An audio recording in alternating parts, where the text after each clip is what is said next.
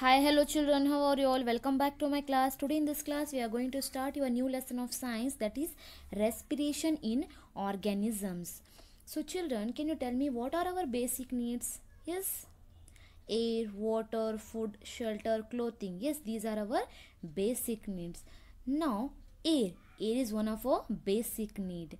So now you tell me, why do we need air? Yes, why do we need air? We need air to breathe. We need air to respire. Right? So, without air, living organisms cannot survive. It's like a lifeline for a living organisms. Right? So, today in this class, we are going to study why do we respire, cellular respiration, types of respiration, breathing, and how do we breathe. Okay, so let's start.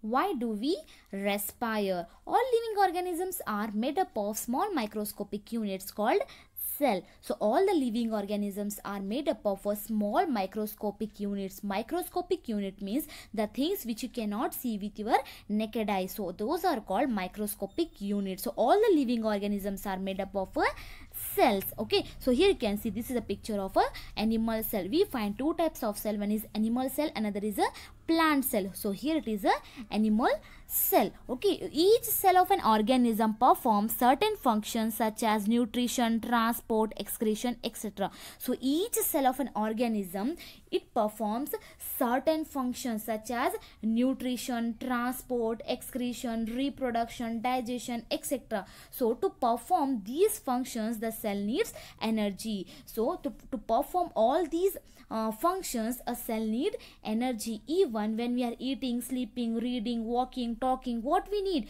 We need energy to do any work. What we need energy. Now the question is, where does this energy come from? Yes, where does this energy come from? This energy comes from eating food. So this energy comes from eating food. The food has stored energy which is released during respiration. So this food, it stored energy and that energy will be released during respiration. Okay, so that energy will release during respiration. All living organisms respire to get energy from food. So all the living organisms, why they respire? They respire to get energy from food, because the food is having energy. Understood, children? Okay, now let's move to the next points, that is during breathing we breathe in air that contains oxygen. We breathe out air which is rich in carbon dioxide. Okay, as you know that we during breathing we intake oxygen and we gives out, or we released out, or we breathe out carbon dioxide. Right? So in the cells, oxygen in the air helps in the breakdown of food. So here we intake oxygen and we breathe out carbon dioxide. So right, so that air that we breathe in, that is oxygen, that transport to all parts of our body, and lastly, at the last, ultimately it will reach to each of the cell of our body. So in the cell, what will happen? So once the oxygen will reach into the cell, that oxygen help in the breakdown of food. Okay, so that oxygen will helps in the breakdown of food in our cell. So the next is the process of breakdown of food in the cell with the release of energy is called cellular respiration. So the process of breakdown of food in the cell with the release of energy, is called cellular respiration. What is cellular respiration, children? The process of breakdown of food in the cell with the release of energy is called cellular respiration. Understood, children? Okay. Now children, let's move to the another topic, that is types of respiration. There are two types of respiration. First one is aerobic respiration and the second one is anaerobic respiration. Okay, so let's study about in details. The first one is aerobic respiration. What is this aerobic respiration? In the cell, the food glucose is broken down into carbon dioxide and water using oxygen. In the cell, what happened? The food, okay, the food, it is in the form of glucose. The glucose is, it is nothing but it is a type of sugar you get from food that you eat. Okay, so that is the glucose. So in the cell, what happened? The food will get break down into carbon dioxide and water using oxygen. So here you can see the breakdown of glucose occurs with the use of oxygen. With the use of oxygen, it is called aerobic respiration. What is aerobic respiration? When breakdown of glucose occurs with the use of oxygen. You have to remember this, okay? With the use of oxygen, that is called the aerobic respiration. Understood, children? In the cell, when in the cell, the food break down into carbon dioxide and water using oxygen. So that will call a aerobic respiration. So here is an equation for aerobic respiration. The glucose, okay, glucose or the food, it is in the form of glucose. That glucose will break down in the presence of oxygen, and it will produce carbon dioxide plus water plus energy. So this is called the aerobic respiration. Children, it is very easy. What do you mean by aerobic respiration? When breakdown of glucose occurs with the use of oxygen, it is called aerobic respiration. Understood, children? Okay, now let's move to the next type, that is anaerobic respiration. What is this anaerobic respiration? Food can also be broken down without using oxygen. This is called anaerobic respiration. What is anaerobic respiration? Food can also be broken down. The food can also be broken down without using oxygen. So this is called aerobic respiration. What do you mean by anaerobic respiration? Okay, so what do you mean by aerobic respiration? The breakdown of glucose in the presence of oxygen, whereas here in the anaerobic respiration, what will happen? The breakdown of glucose in the absence of oxygen. So that is called the anaerobic respiration. Understood, children? So here there are some organisms such as yeast that can survive in the absence of air. They are called anaerobes. There are some organisms that can survive in the absence of oxygen. Can we survive in the absence of oxygen for a longer time? Can we survive without oxygen for a longer time?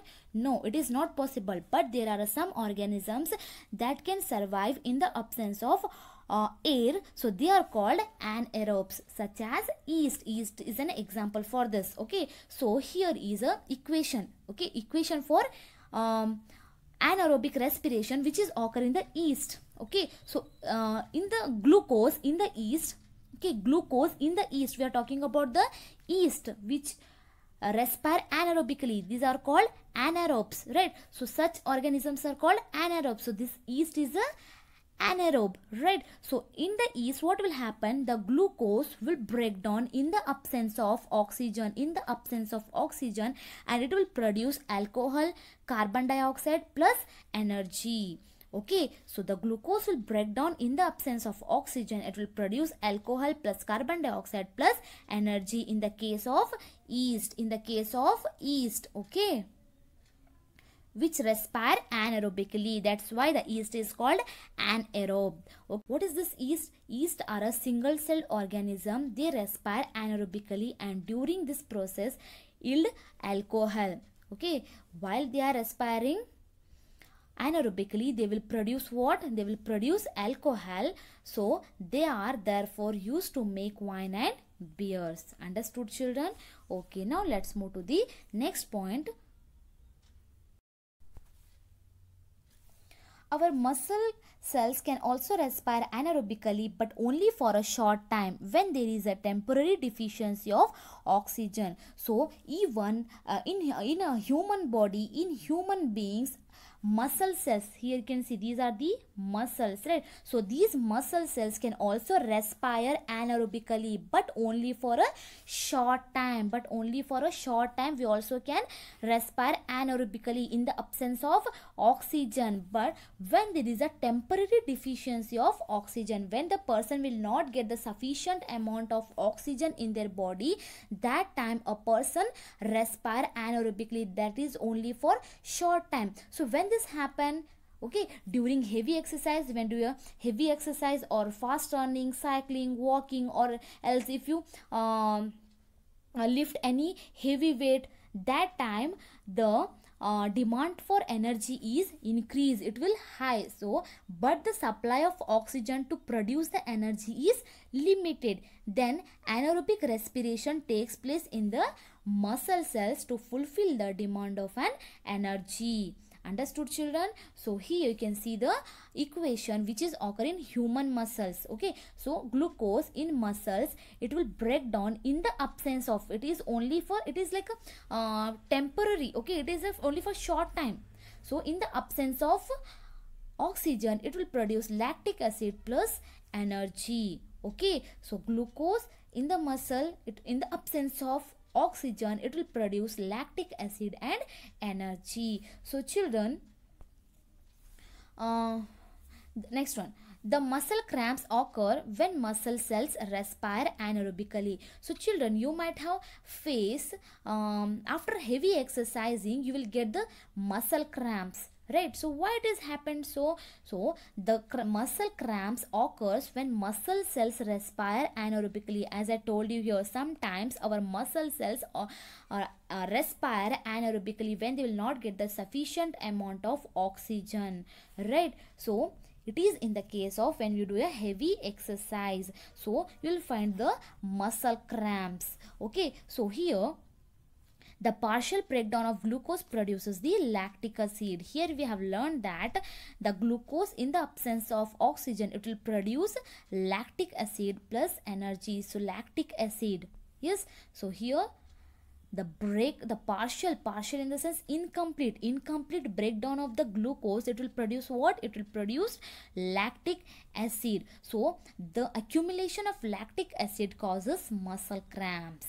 Understood? The accumulation of these lactic acid, it causes the muscle cramps in our body. Okay, the next point is we get relief from cramps after hot water bath or a massage. You might have seen in your house after heavy exercise, you maybe your brother, sisters, whoever it may be, okay, after heavy exercise they will go for taking hot bath. Why it is so?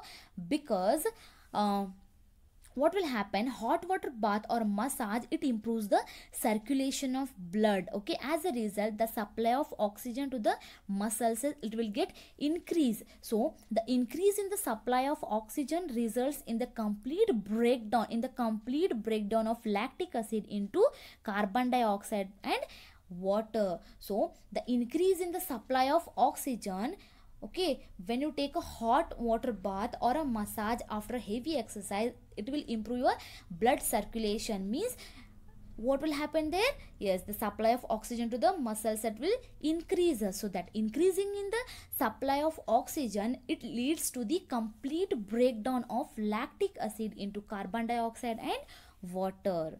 Okay, understood, children? Now children, let's move to the another topic, that is breathing. What is this breathing? Breathing is a part of respiration. The breathing and the respiration, they both are not a one and same thing, they are different thing. Breathing is only a part of respiration. Okay, so what is this breathing? Breathing means taking in air rich in oxygen and giving out air rich in carbon dioxide with the help of respiratory organs. This is called the breathing. So what is breathing? Breathing means the intaking of oxygen, the intaking of oxygen and the giving out, the releasing out the carbon dioxide with the help of respiratory organs. What do you mean by respiratory organs? Children, tell me, which is a respiratory organ in your human body? Yes, which is a respiratory organ in human body? Yes, lungs are the respiratory Yes, lungs are the respiratory organs in human body. So the breathing means the intaking of oxygen and the giving out of carbon dioxide with the help of respiratory organs is called the breathing. The breathing is a part of respiration. The breathing is a part of respiration. Understood, children? Okay, here this breathing involves two process, that is inhalation and the exhalation. What is this inhalation? The taking in of air rich in oxygen into the body is called inhalation. Inhalation means the taking in of oxygen, that is called the inhalation. Exhalation means the giving out of the carbon dioxide is called exhalation. So the giving out of air rich in carbon dioxide is known as exhalation. Okay, and this breathing, it is a continuous process which goes on all the times and throughout the life of an organism. Okay, children? Okay, the next is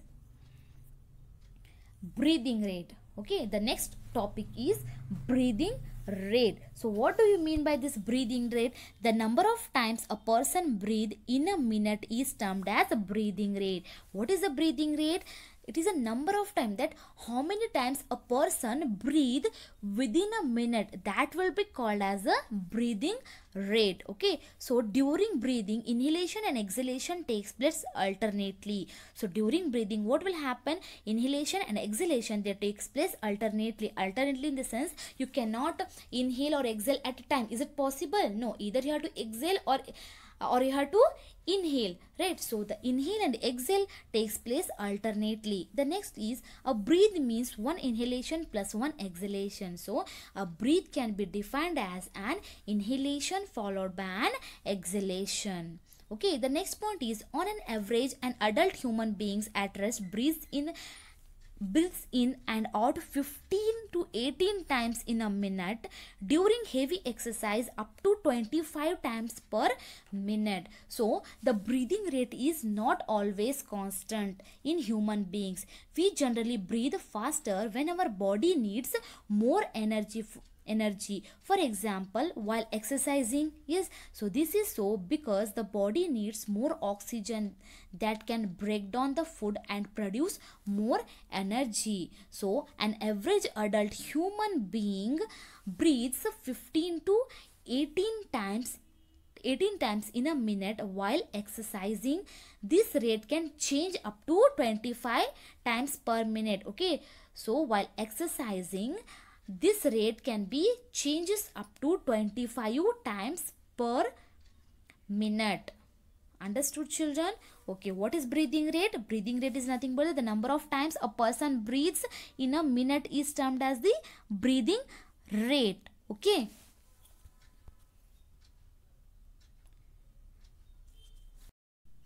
Our next topic is, how do we breathe? Means mechanism of breathing, or you can call process of breathing. See, when we eat, it get digested. So that digestion process, it consists some of the digestion. It is a main process. It consists some of the another process. Yes, so in the same way, the breathing, it involves some of the processes. Okay, let us see which are those. So first here, children, normally we take in air through our nostrils. What do we mean by nostrils? Nostrils is nothing but the nose holes. Yes, we respire or we intake the air through our nostrils. When we inhale air, it passes through our nostrils into a nasal cavity. So this is the nasal cavity, you can see. Yes, so this is the nasal passage or the nasal cavity. So when we inhale air, it passes through our nostrils into the nasal cavity or the nasal passage. From the nasal cavity, the air reaches our lungs through the windpipe. This is called the windpipe. Can you see this? This is called the windpipe. Can you see here the trachea? Yes, it's a trachea is a common known as a windpipe. Okay, so here from the nasal cavity, the air reaches our lungs. These are called the lungs, right? Reaches our lungs through the windpipe. Lungs are present in the chest cavity. This is the chest cavity. Yes, so this is the chest cavity. Below the chest cavity, you will find the abdominal cavity here. Okay, so here this is the chest cavity. So our lungs are present in the where? In the chest cavity. So here which is surrounded by, these lungs are surrounded by a ribs. Can you see here these structures? Yes, these white structures which is looks like a cage. Yes, so these are called the ribs. Okay, it's a like a cage for our lungs which protects our lungs. Okay, so these are this is called the ribs. So these lungs are surrounded by the ribs. A large muscular sheet called diaphragm forms the floor of the chest cavity. Here you can see this is called the diaphragm. So here you can see this is the diaphragm. It is act as a floor for the chest cavity. This is a chest cavity, right? So it acts as a chest cavity. Okay, so this is called the diaphragm. It is a dome-shaped muscular structure that separates the chest cavity and the abdominal cavity. Okay, so this is called the diaphragm. Understood, children? Okay, so this breathing involves the movement of the diaphragm and the rib cage. Means during breathing process, the movement of the ribs, the movement of the ribs and diaphragm takes place. This is so because the lungs expands. Okay, the lungs will get expands and contract during breathing. So here I will explain you how. Mechanism of breathing in humans, or you can call the process of breathing in humans. During inhalation, ribs moves up and outwards and outwards. During inhalation, ribs moves up and outwards and diaphragm moves down. This movement increases space in our chest cavity and air rushes into the lungs. The lungs get filled with air. During exhalation, ribs moves down and inwards while diaphragm moves up to its former position. This reduces the size of the chest cavity and air is pushed out of the lungs. So here let us go through the picture to understand it in a better way. So as we intake air, so here you can see the arrow marks. Children, follow the arrow marks here. Okay, so as we intake air, it fills up the lungs. You can see the air, the lungs will get fill up with the air, right? So as we intake the air, it fills up the lungs. So this moves the diaphragm downwards. You can see the diaphragm, it moves downwards and the ribs outwards. The ribs moves outwards. Okay, so as we take in air, it fills up the lungs. So this moves the diaphragm down and the ribs outward. Shall I repeat once again? As we take in air, it fills up the lungs. This moves the diaphragm downwards and the ribs outwards. The ribs outwards. The size of the ribs you can see here. It moves outwards. Okay. So next is in the exhalation. What will happen when you exhale air? The lungs, when release out air from the body, it brings back the diaphragm.